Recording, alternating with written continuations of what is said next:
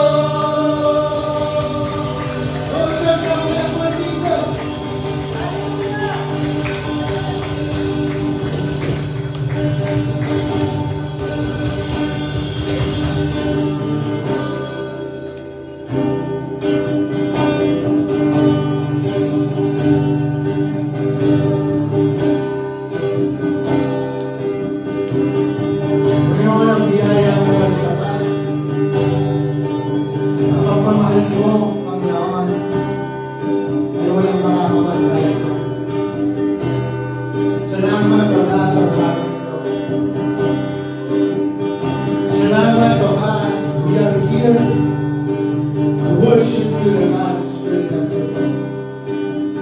Holy Spirit, we welcome you in this place.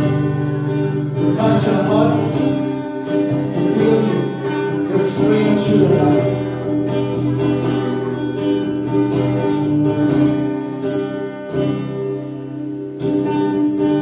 Habang hindi napadama, magugulat ng iba, ang wagas mo pagsimula. Habang walang kakayanan, masulian ka lang mabuti sa lahat mo ginawa. Yakap mo ako sa aking karumihan, inibig mo ako nang di kayang tumpasan. O Diyos ng katarungan at kapiran, kahit minsan inabahirap ang kamanalan, kalwalatian. Salamat sa sintulang biyaya mo, O Diyos ng pag-ibig at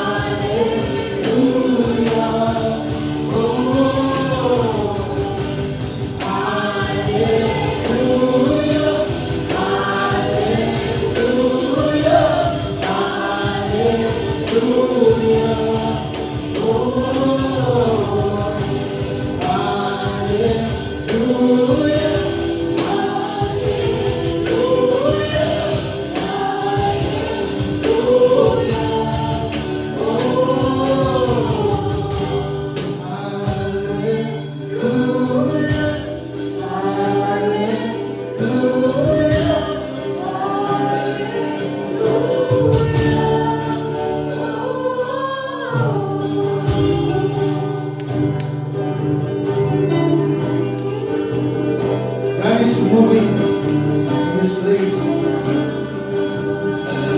Let's continue to worship the Lord.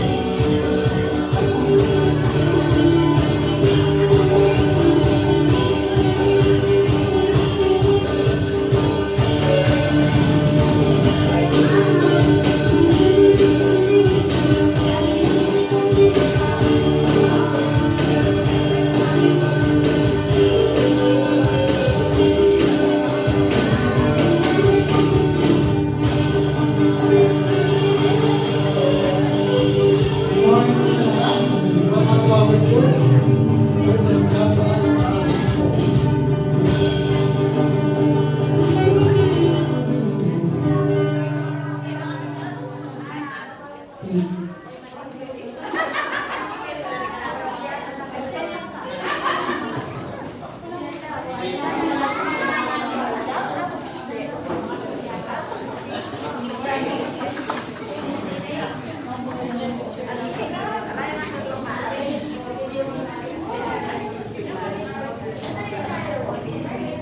So, good morning po sa ating lahat. Yun po, tayo may labo na sa ating pagtatayang sa Lord. Nagkakaw ba lahat? Meron na ba tayo mga software? Yun po, sino pong naniniwala sa atin itong year na ito, isang breakthrough para sa atin? Amen! I receive! Saka lang naniniwala. Alam kaya, ako may breakthrough na ako. Happy birthday! Thank you very much. Happy birthday! So, yun po, no? Ito pong year na to, breakthrough. Amen! Sino makikiling dyan? Sino naniniwala dyan? Kasang kamay. Sige, ang tanong. Tanong bukan. Handa ka ba? Pag dumating sa iyo, breakthrough na yan. Baka hindi ka pa handa. Baka biglang dumating ang millions mo. Hindi mo alam sa budadali. Patay na. So, yun po ano, kailangan handa po tayo sa mga breakthrough. Hindi lang po natin pinipipray yan, kundi dapat handa tayo. Kunyari, sabi nga po ni Pastor Logan sa araw kung bigyan ka ng 5 milyon sa araw na ito, anong plano mo? Wala ka ng plano. Hindi bibigay ni Lord yan pag hindi ka handa. Alam po natin yan kaya si Lord. Hindi niya ibibigay sa iyo, ikakapahamak mo, hindi ka talaga prepare. So kailangan maganda ka. Kaya sa pagbibigay po ng tithes, isa yan sa pagkahanda. Handa ba yung puso mo na ibigay yung tithes doon sa breakthrough na yan? Baka hindi. Kaya umpisahin mo na. Kasi muna, kapag maliit pa yung binibigay mo. Pag malaki na yan, ewan ko lang kung kaya mo pa. Kung sa maliit nga lang, hirap na sa malaki pa kaya. Diba ba? So yung tinukwento din po ni Pastor Paul po dati. Yung kapag daw binubuhat mo yung baka, kaya mo buhatin yung baka? Hindi. Diba? Pero pag inumpisahin ko daw, buhatin yan ng pisiro pa lang. Kung maliit pa lang, magaan pa yun, di ba? So, subukan mo yan, araw-araw mong buhatin. Hindi mo namamalayan, 50 kilos na pala yan, nabuhat mo na pala. So, ganyan po yung pagtatides natin. Pag sa umpisa, parang maliit pa lang yan, binibigay mo na, hindi pa yung mahirap. Kung lumalaki yan, bumibigat, hindi mo alam. Million na pala yung binibigay mong tides. Amen! Tama mo ba? Kaya, yun po, no? Sa ating pagtatides. Pero alam po natin, struggle. Ako yung isa rin po sa mga struggle sa pagtatides natin. Pero hindi po yun naging parang kung ako lang hindi, di ba? Mahirap kasi yung sarili natin ang minuuna natin. Pero once nahirap ka, ito po yung susi na. Pray to the Lord. Magdasal ka sa Diyos, magtanong ka sa Diyos, siya mismo magsasabi sa iyo kung bakit mo kailangan gawin ito. Di ba? Dati po ako, pero nasa Korea pa ako. Si-share ko lang po ito kasi napakahalaga po sa akin itong isa po akong leader ng church dati sa Korea. So siyempre, yung mga Koreano, pag nagtatest kami, nagtataka sila kasi alam nila yung sahod namin. Bakit daw pati leaders walang tayo sa dumarating? So minsan nag-meeting kami, bakit daw mga Pilipino hindi marunong mag-tithes? Siyempre, nasanay tayo sa bigay lang kaya kala mo tithes. Diba? So maling ano po yun. Kala mo malaki binigay mo tithes na yun. Hindi po. 10% po yung tithes. So, in-explain po sa amin yun. Talagang hirap na hirap po ako magbigay dyan kasi malaki yung sahod ko doon, tapos malaki ibibigay ko. Kaya di naman po ako magbigay ng malaki. Consider na tithes, meron din po tithes. Talagang tithes, 10%. So, inano ko po yun. Talagang pinag-pray ko kay Lord na ano bang mapapala ko sa tithes na yan. So, sa mga, to make the story short, maraming blessing ang binigay ni Lord nung inumpisa ako, marami pong pinakita sa akin na kunyari, promotion, gano'n, yung health, gano'n.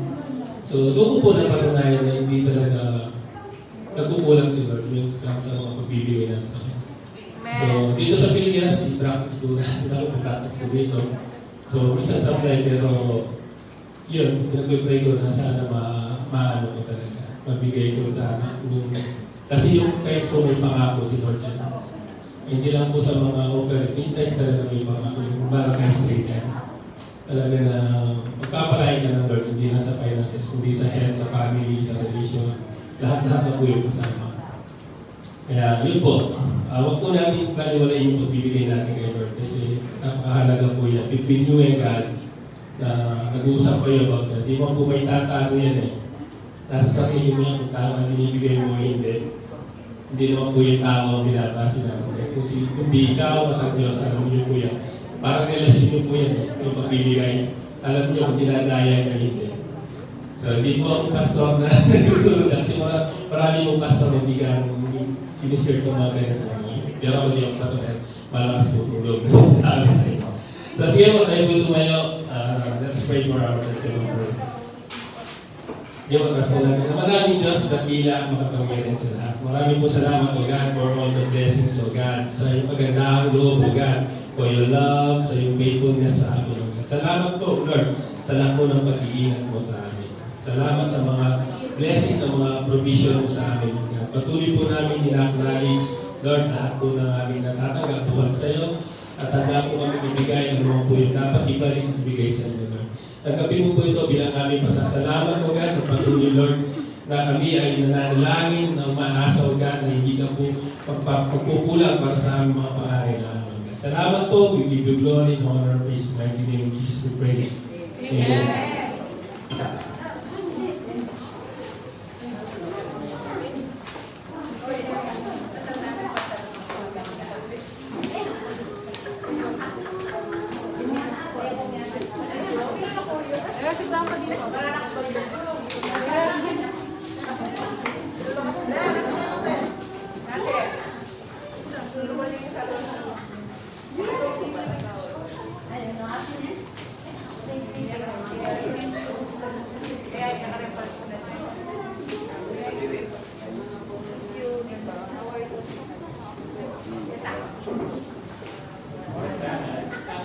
Good morning po.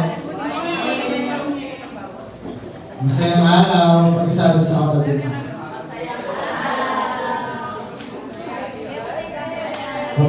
Kapag hindi kayong akay na asagilan, sabihin nyo masayang araw. Kasi parang malungkot siya, may liya para sa lahat. Amen. Kasi balita mo masaya ka mo lagi. Amen. Kaya naman tayo kandili, mahilig yan na. Pagkakaroon na naman. Sino po yung excited ngayon sa ating prophetic Sunday na binaba ng ating senior pastor, Pastor Lord Dergiao? No, yung wala po ka po na burol. Ako po yun. Wala ako na. Pasalamat ka. Alam. O ito po yan. Ready na po ba sa ating prophetic Sunday? Amen. Sige po para makuta. Para po.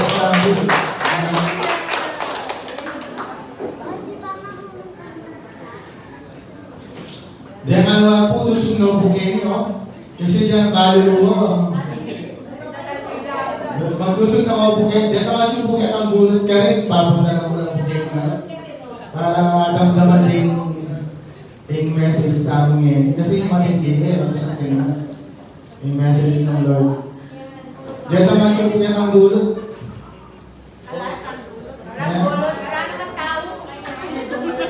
Kaya na kayo.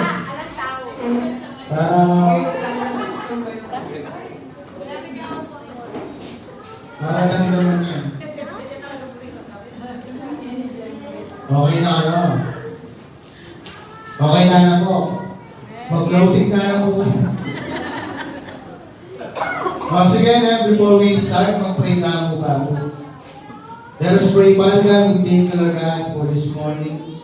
Thank you, Lord God, for your word, for your promises, Panginoon, sa aming mga buhay.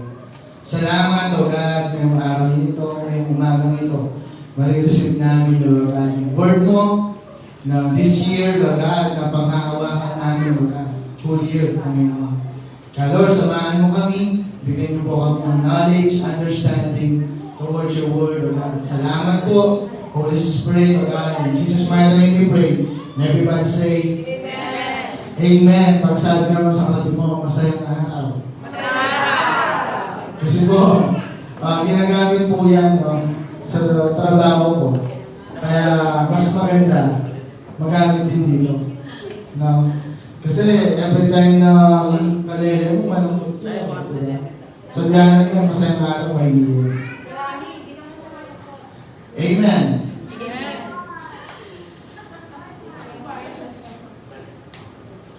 Yan po pala yung kain eh. Bernardo.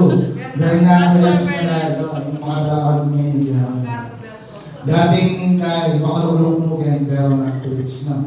Amen. Praise God. Glory to God na. Kaya kuha kami kung manita kung sinabi ng dad.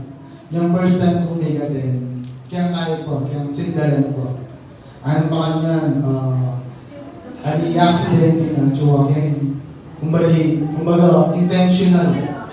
Naging intentional na sinabi ng Lord na matako.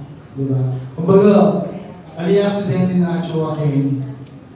Ating purpose bago na chuwakin. Diba? Dati ang chuwakin kaya kang pinakagulot. Kang kawamis ng bow, mga games. Mga itawag mo dati. Diba? Pero ngayon, magsalikatan. Kaya biyaya ng Lord na magkaya. Umaga, alika mo, ibig sabihin po nito, alika mo kalawpo. Alika mo makalulong dapat yan. Ibig sabihin natin kang purpose, natin kang dahilan, bago na chocolate. Amen po ba? And this year, our prophetic word. Baluhin yan po ba? Breakthrough. Sige pa lang pakanatin sa Lord. Breakthrough yan po yung prophetic word namin this year na. Beba niya po Pastor Lauder, yung senior pastor namin po. And beba niya po Lord, kaya ang senior pastor namin. But ang Lord po yung word. Amen po ba? Excited na po ba kayo para dalangin at matuto at may apply natin sa buhay natin. No? Amen po ba? And then yung talakayin natin about sa breakthrough. Yung sabi dito, pag sinabi daw break, to overcome or to shatter, smash. Ibig sabihin, basagin. No? And then to the pass or penetrate. Ano pa niya? Talagang i-penetrate na. Kumbaga, kung ating kang conquest, i-penetrate na dapat ka. And then in Tagalog, ano pa niyan? Pambihirang tagumpay. Sige pang sabi naman sa katabi mo, pambihirang tagumpay. Diba? Minsan, sinasabi natin to in a negative way. Pambihira naman. No? Pambihirang buhay ito. Diba? Minsan nasasabi natin in a negative way na. Pero dito, i-declare natin, pambihirang tagumpay. Amen. Yung mararanasan natin this year. Amen po ba? Amen.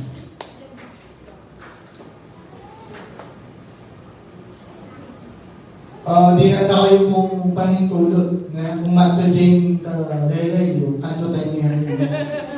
Para magkaramdam niya po kaya mensahe na Amen. Sino po dito this year nakakaranas ng breakthrough sa buhay niya? Amen po ba? Hindi lang po spiritual, even financial, magbe-breakthrough po tayo. Amen po ba? And then, yung mga example po dito, noong unang panahon, yung mga scientists, di ba po ba, naranasan, noong unang panahon, yung mga scientists, wala pang cure about sa TB, di ba? Yung mga sakit na na mga dati na wala pang cure talaga. Ngayon, nagkaroon ng medical breakthrough. Nagkaroon ng cure na-discover yung mga gamot na yan para ma-cure yung tao. Amen po ba? Nung panahon na yun. And then, meron pa dito from coal engine to diesel engine to gasoline to hybrid and electric car. Nung panahon po yun, makikita natin yung train. Yung train po ng pinapalakad yun ng mga baga or apoy. Kasi kung nakikita nyo sa television, sa mga movie, yung mga train na mausok, pinapakala yung mga coal. Amen po ba? Ngayon, yung mga car natin ngayon, dahil nagkaroon technological breakthrough, yung mga sasakyan natin ngayon, bigas na. Amen. Dati diesel lang, ngayon gasoline na. No? Ngayon, meron pang hybrid. Kalahating gas, kalahating electric. And meron pang electric car na rin. Amen po ba? Kaya nga sa susunod na panahon, no? Sumasula po na ng bahay kotse. Amen po ba? Mga hintayin tayo, technology kang mag-breakthrough yan every year or every time. Talagang mag-gaya, mag-upgrade yan, pangan. Di ba? Kaya iyataan mo na, alitan mo tagal-flok. Kasi mapali din ang flukan, kailangan ng talaga. Kailangan mo ng mag-alitan mong gawad, kinbiyataan mo. Para alitan mo makaluklok, alitan mo. Kasi pag makaluklok ka mo, wala kang gawad. Kaya alitan mo dapat gawad. Spiritually. And then, from state of struggle, finally had a breakthrough, overcome. Dito, meron po tayong mga halimbawa dito kung paano yung mga taong ito na nagkaroon ng breakthrough sa buhay nila. Makikita po natin dito si Jabez. Anak po ni Pastora. Jabez po, dito, sabi niya, from pain to blessing. Ito yung story ni Jabez na talagang nag-pray siya talaga. Makikita natin dito. Sinuko yung sarili niya, nag-pray siya kay Lord. Na para, kasi yung pangalan niya, ibig sabihin po, pain. Yung pinanganak pa lang siya, meron ng tatak na, yung parang sa atin, yung pinanganak kang mahirap, mamamatay kang mahirap, napakasakit yun. Amen po ba? Kaya dito, tayo, pinanganak tayo mahirap. Matita mong mahirap. Matita mong makuha ito. Matita mong pamana, kananak tayo mong. Amen po. Kaya, kaya namin pray, Jabez, sinuko yung sarili na talagang itang blessing, marilis siya kayo. Akin tayo po yung 1 Chronicles, chapter 4, 9 to 10. Di kayo na po magbasa ka rin. Kasi, every time na dapat mag-pray ka ng Bible, kailangan i-in tayo yung sarili tayo. Para aranasan tayo or talagang adam-adam ikang babasan tayo. Lalo na pag mabasa namin talagang Bible, Word ng Lord. And then, meron example na breakthrough, life story, Hannah. Kilala yun po Hannah. Hannah Montana. Di ba po kilala ito. Pero yung Bible, yung 1 Samuel chapter 1, verse 1 to 22. Hannah po yung manang Samuel. Bali po ba yung storya ng Hannah na talagang aliyan po talaga mag-anak. Bali na po, bahugya po. Kaya, bisayang-bisa ni Hannah na mag-anak talaga. Amen po ba? Amen. And then, yung ginawa na po, sinuko niya, imbierno, siyang Lord, and ating niyang, ating niyang kaya niya, talagang ginagawa na gano'n, yung nanging vision na gano'n, kasi sabi ng mga kanya, Lord, kung may kaanak ko, di na yung anak ko, i-offer kay kayo anak ko. Anak, Lord. Kumbaga, covenant niya nga dito. And kaya may ka-breakthrough yung nasabi ng Lord, may kaanak ka, and lagyo namin isang wall. Talagang itang prayer, desperate. Aliyah mo prayer, aliyah mo may prayer pag mag-pray kang thank you for this food, mga yan, Jesus name, mga yan. Pero itang prayer ng itang desperate siya talaga. Itang may mga agayo, itang buring-buring na talaga magkaanak yun. Kaya dimdam niyang Lord to. Dimdam niyang Lord to, sabi ng mga kanya, covenant na nga na Lord, i-offer niya ko, yung anak ko. And ito din, may kaanak iabig, dimdam niyang Lord to. Samuel na ginamit ng Lord. Amen po ba? And then, amen po naman po, itang woman na mag-lead 12 years. Ay lalaya po kita. Itang babae na 12 years siyang dadaya. Hanapin na. Kita mo kayo na, kasi yakalit po, I experienced treatments na. Pero akin ko niyang asawa ko, naging siyang 3 days. Alwaya ka ay. Naging andayon, di ba? Talagang, kumbaga nakakita mo na, talagang masakit ka no, pag man-bend. Amen. Kaya ang babae po na, yakalit po kami. Masakit po kami, masakit yung puson, or masakit yung pakiramdam. Di ba? Pero, isipan niyo po, 12 years yung dadaya, o mag-pleading babae. Tapos sabi ng ngayon, kung baga, in buwan yung babae ngayon, may ka-breakthrough yun, kung istorya na po niyang Jesus at siya kayong crowd. Kayang crowd. Dahil daw, Jesus po, kaya ni pagkakulang ni Jesus, ano po yun? Ay, Tagalog. Oo nga pala, no? Yung iba, hindi nakakintindi ng kawanggangan. Dito po, makikita natin dito, yung 12 years na dinurbo na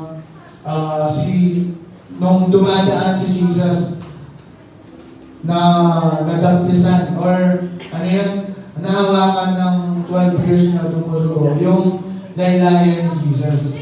Yung parang gamit lang niya na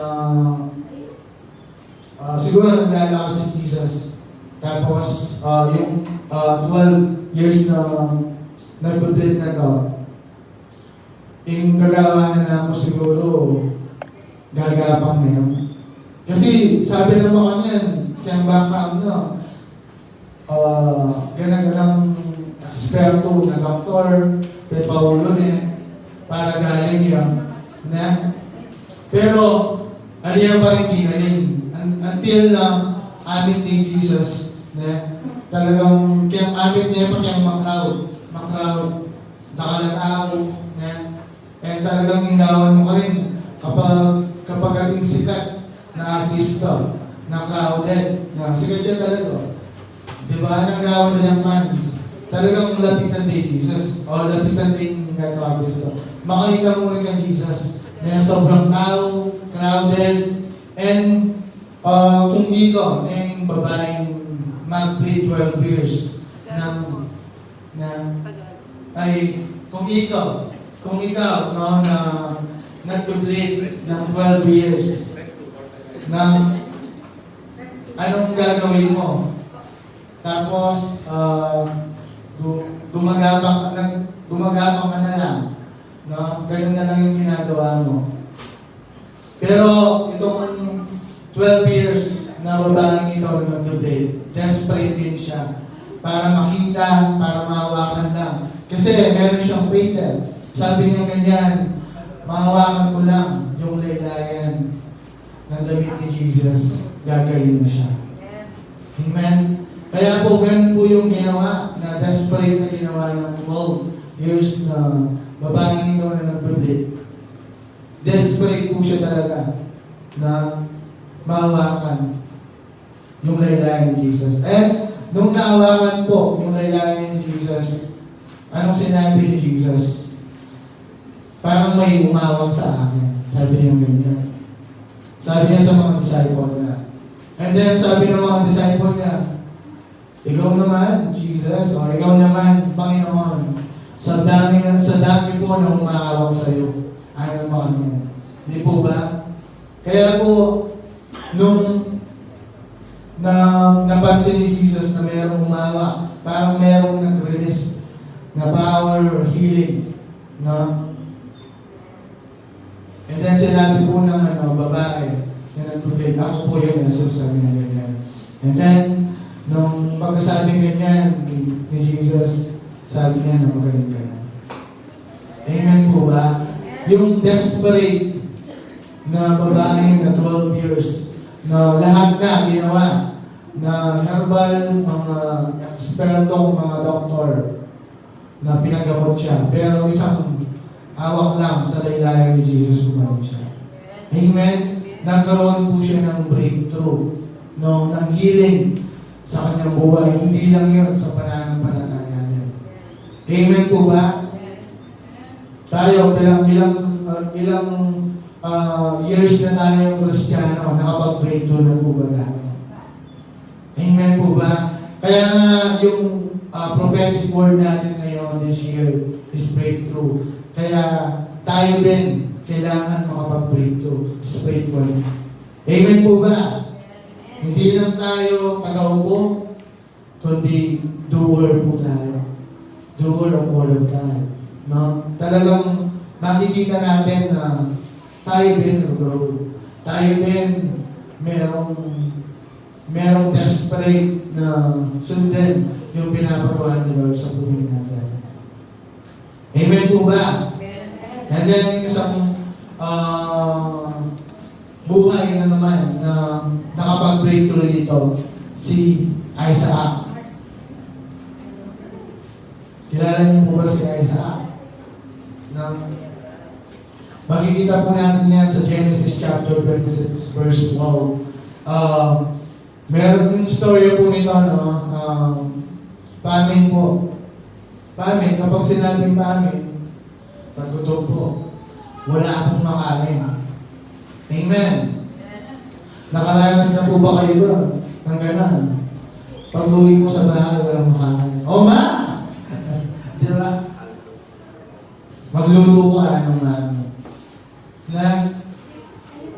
Yung story po nito, no? During time when ni Isaac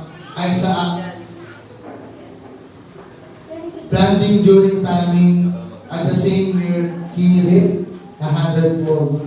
Makikita po natin dito, si Isaac, nagtanim siya ng famine. Tagutom po yun. Wala na pong makain. No? Tapos, itatanim mo pa. No? Makikita natin dito yung breakthrough na ginawa ni Isaac. Alam niyo po, dito, sinunod niya lang yung sinasabi ni Lord sa kanya na nagtanim siya during famine. Kasi si Isaac, faithful siya kay Lord, tapat siya sumusunod siya. Kaya sinunod niya ni Lord, si Lord, na nagtanim siya ng kanin. Kaya ano nangyari po yun, no? Sabi doon sa Genesis chapter 26, nag-harvest po siya ng 100-fold sa itanim niya. Ulit mo po yun, no? Paming magtatanim ka. Natagutong po yun, wala nang makain. Pero, sinunod pa rin ni Isaac sa Lord na magtanim siya. And then, ganoon din po tayo, no? Sa atin. Ngayon, hindi lang po tayo tagaupo. Kailangan, hindi lang magtanim ka ng dahil sa offering, no? Itanim mo, meron kang pledge, no? May offering ka. Hindi lang po yun, no? Sa atin mismo, meron din tayong itatanim. Ano po yun?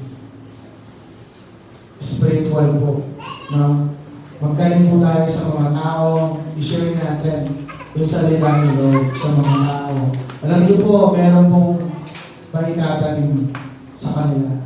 Ito po yun kasi bunga po ako ng mga salita ni Lord na naitanim din sa buhay ko. Amen po ba? And then like po tayo siguro sa atin, bunga tayo ng mga tao na magigiting, na desperate na i-share yung word of God sa atin. Amen po ba? Kaya po tayo, no? Simulan po natin this year na makapag-breakthrough tayo, makapagbasa tayo ng salita ni Lord, makapag-devotion tayo, and talagang yung prayer life natin talaga. Yun po yung sigabin din natin na ma-develop, no? Makita natin na hindi ka na inakos na kamong amo, na mabwisit, o hindi ka na naiinis, no? Kumbaga, hindi ka na pala initin ng ulo. Kumbaga, meron talagang changes sa buhay natin. Amen po ba?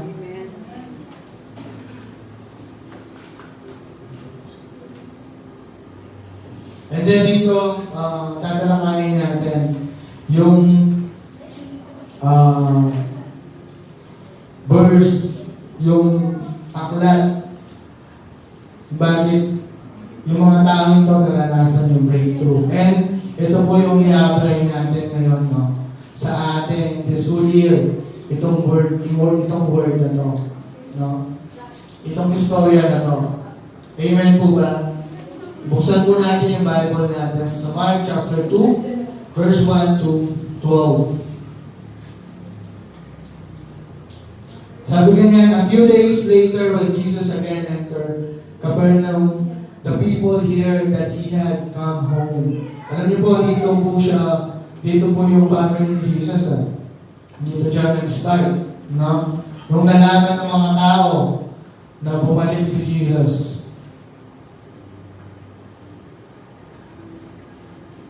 dali-dali po silang pumunta kay Jesus. They gathered in such a large numbers that there was no room left, not even outside the door, and he preached the word to them. Halimbawa po ito, no?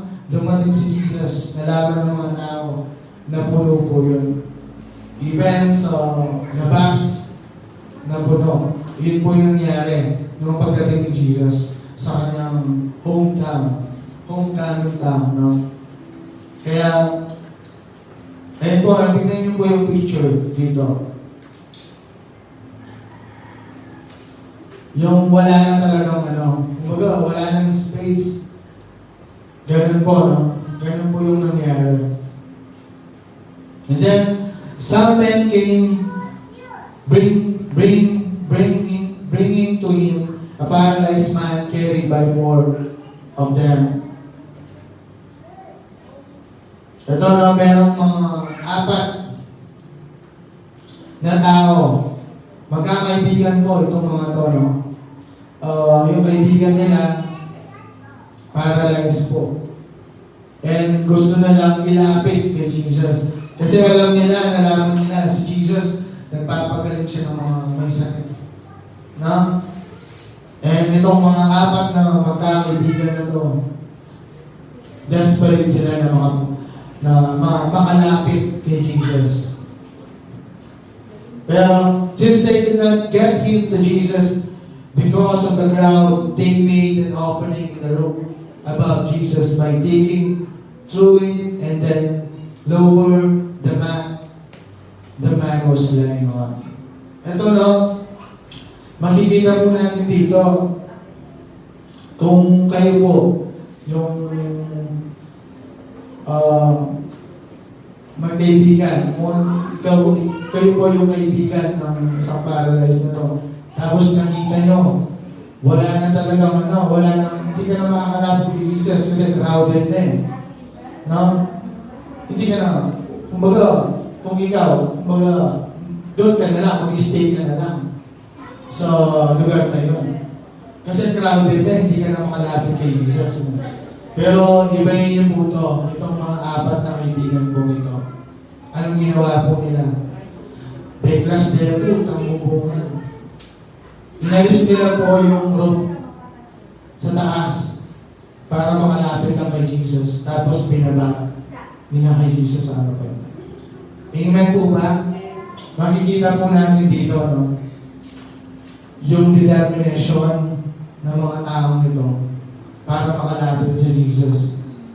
Yung diskarte din na ginawa nila para makalapit kay Jesus.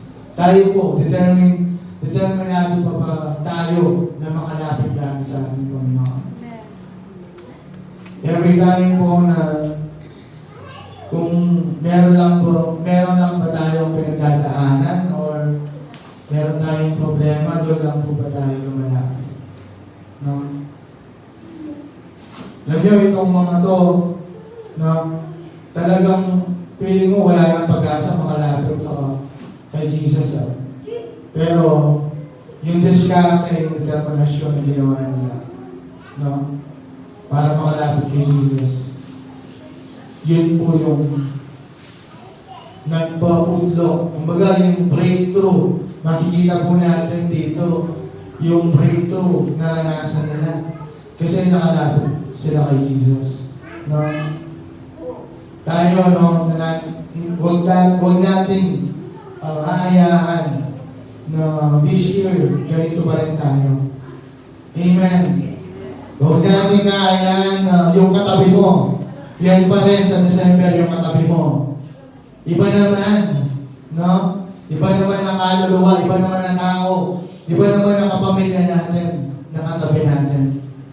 Na this year, magpiprito tayo, meron tayong kasama ng kapamilya natin.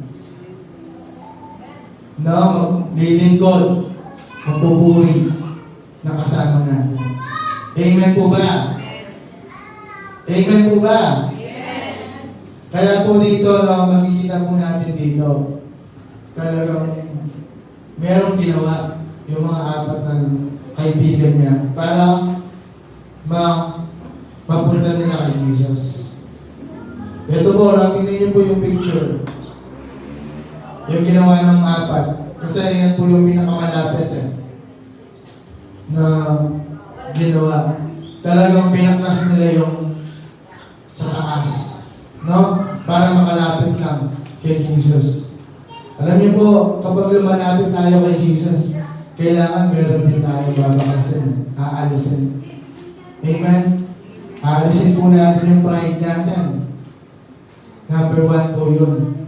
When we seek the Lord, when we come to the Lord, isusurrender natin lahat sa Kanya. Amen po ba? Para makamove po tayo, no? Makapag-breakthrough tayo sa buhay natin, kailangan meron tayong alisin, meron tayong bakasin. Amen. When Jesus saw their faith, He said to the paralyzed man, "Son, your sins are forgiven." Amen po ba? Kaya ngayong araw na ito, nakita ni Lord na totoo ka, at sinurrender mo yung buhay mo sa Kanya, no? Kumbaga, meron kang ginawa, no? Nakita din yung pananampalataya sa'yo ni Lord. Sabihin mo, I am healed. Na kung meron ka mga karamdaman ngayon, meron ka mga dinadama, masakit ng ulo, masakit kung saan-saan, declare mo, I am healed. You are healed. Because yung pagdating mo pa lang dito, that's faith. No? Pananampalataya na po yun kasi hindi ka natutulog. No? Sa panahon matulog na yan. Amen? Kasi tandaan po natin na maliit mo yan, malaki, nakikita ni Lord yung pananampalataya natin. Amen po ba? Amen. Sabihin mo, I am healed. Now some teachers of the law were sitting there thinking to themselves, why does this fellow talk like that? He is blaspheming, who can forgive sins but God alone. And then sabi nga niya, immediately Jesus knew in his spirit that this was what they were thinking in their hearts. And he said to them, why are you thinking this thing? Which is easier to say to this paralyzed man, your sins are forgiven, or to say, get up, take your mat and walk? But I want you to know that the Son of Man has authority on earth to forgive sin. So he said to the man, I tell you, get up, take your mat, and go home. Get up, took his mat, and walked out in full view of them. Them all is amazed everyone, and they praise God, saying, we have never seen anything like this. Kaya po, nakikita po natin dito, no? Tayo, when we experience the breakthrough of the Lord sa buhay natin, meron at meron kang gagawin. Sa buhay mo, spiritually, no? Spiritually man yan, or financially, meron at meron kang gagawin talaga. Amen? Yung mga apat na to, no? Yung mga magkaibigan talaga. Kaya po yung mga matatahit na kaibigan mo, kahit kahit anong panahon, pagsubok niyo man yan, hindi ka iiwan. Amen? Kaya dito sa church, makikita po natin yung mga totoong kaibigan. Amen? Alin po totoong kamarites na yan. Kaya totoong kaibigan, totoong kumari. Yan. Amen po ba? Sa church mo, sa loob ng church mo, matatagpuan yung totoo na kaibigan. Totoong mga kaibigan. Amen! Yan po po at Amen!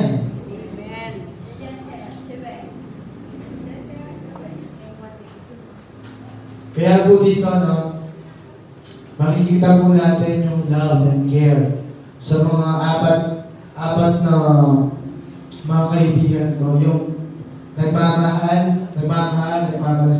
nagmamalasakita, no. Talaga kapag meron kang kaibigan or close friend, no, yun, hindi lang sa kapamilya mo hindi ka lang nagmamalasakit sa kapamilya mo, kundi sa mga kaibigan mo, na love and care, yung nakita po natin sa mga apat na magkakaibigan nito. And yung pangalawa po, yung determination, discardability, o nabidiscard. Baga madiscard na kaibigan. Ano pa yan? Kaya yung Kristo. Discard o diploma. Parang mga yan diba? Pero same lang po yun, kailangan natin yung diploma, discard. Amen? Kaya po sa atin, no? So, sa mga trabaho natin, no? O sa mga tayo ng magagamit mo yung discard. And be part of a team.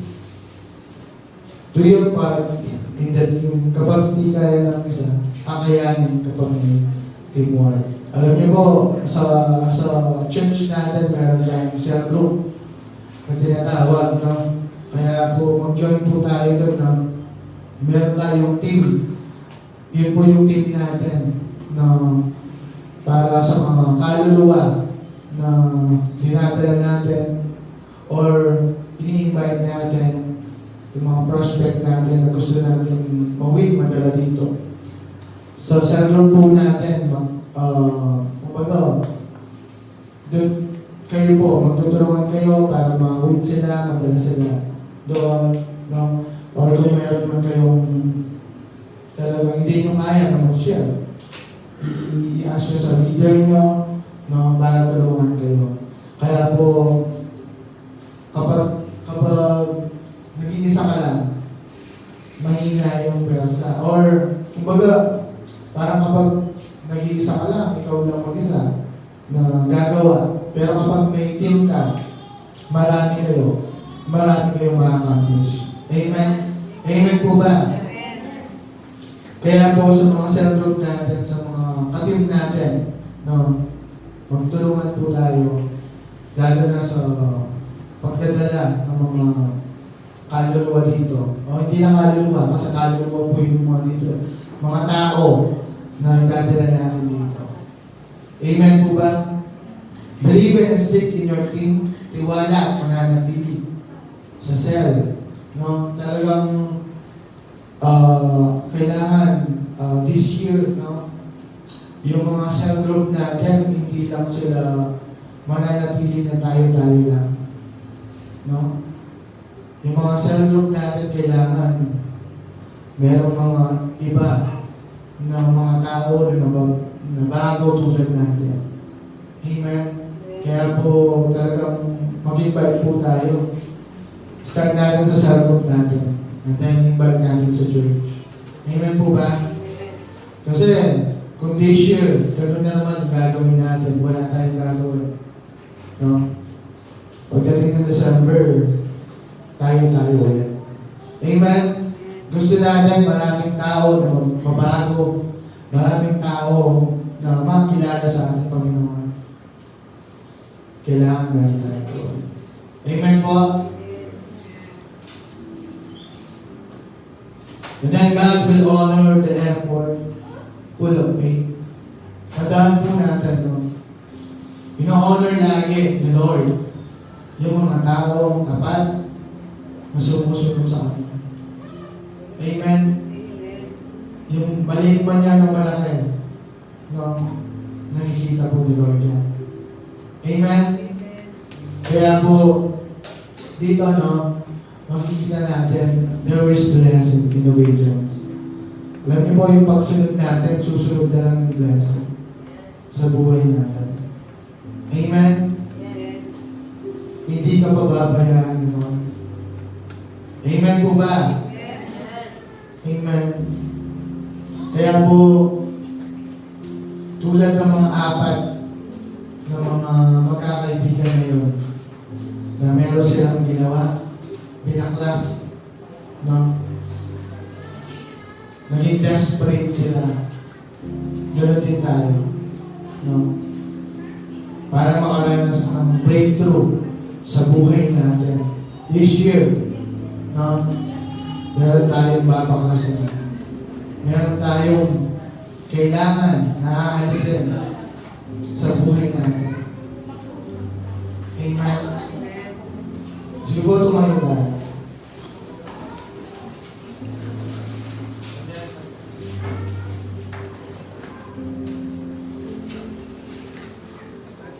And then, taas mo yung dalawang kamay mo.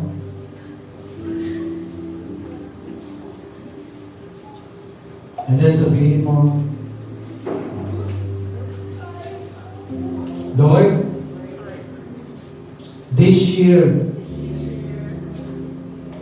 mararanasan ko ang breakthrough na sinasabi mo dito sa Mark chapter 2 verse 4. This year, Lord, meron akong gagawin para sa'yo, para sa aking sarili. Kaya ako na lang po, no, yung mag-pray. Sige, itaas nyo lang yung kamay nyo. Panginoon, salamat sa umagang ito. Salamat, O God, sa mga tao na na-inspire kami sa mga buhay nila na nakaranas ng breakthrough.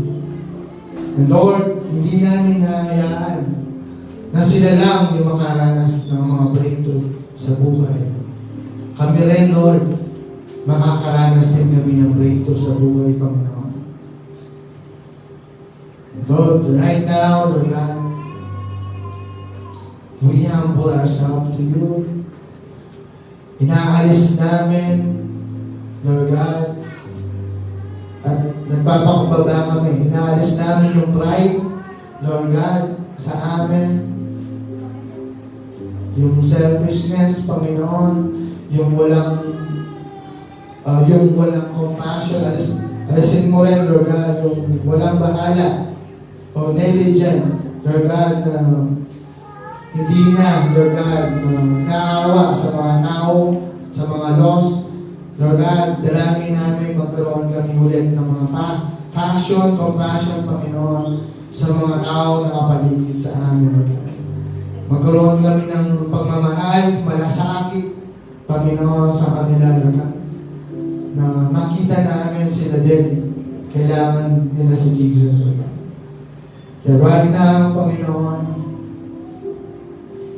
we surrender all to you, Panginoon. Lahat ng pinagdadaanan namin ngayon, Lord God, sinusuko namin sa iyo, Lord God.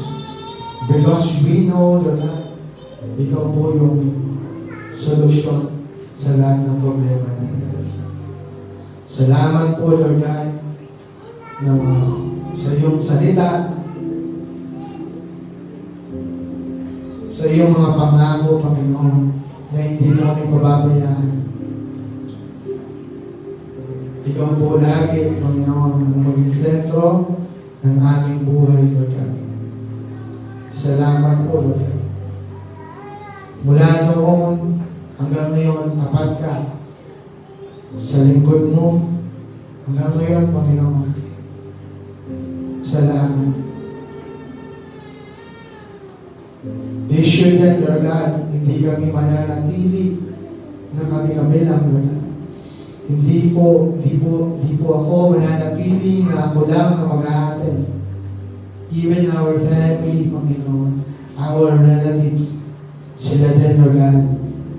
May invite ko, madala ko, Panginoon, sa iyo.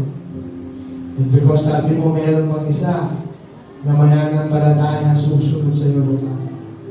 The whole family, the whole household, relatives, ay mahuwing madala na, Panginoon. Kaya Lord, gamitin mo ang mga buhay namin para maraming tao na makilala sa iyo, Panginoon. I-ready mo yung puso namin, Lord God, yung buhay namin, Lord God. Kaya salamat po, Lord God, this morning na nakapunta kami, Panginoon, dito dahil meron kang dahilan, meron kang purpose sa buhay namin, Panginoon. Salamat po, Panginoon. Thank you, Holy Spirit, for touching our heart and mind, Lord God. Thank you, Lord God, that you are moving in our lives, Lord God. Salamat, Lord God. We honor you in this place, Lord God. In Jesus' mighty name we pray. And everybody say, Amen. Amen. Sige, palakpakan sa Lord.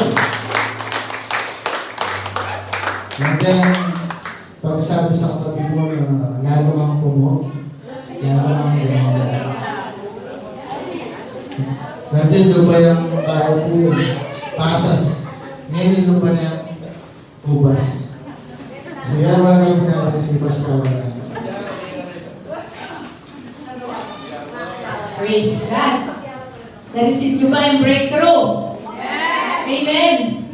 Kailangan may mangyaring maganda sa buhay natin this year. Amen?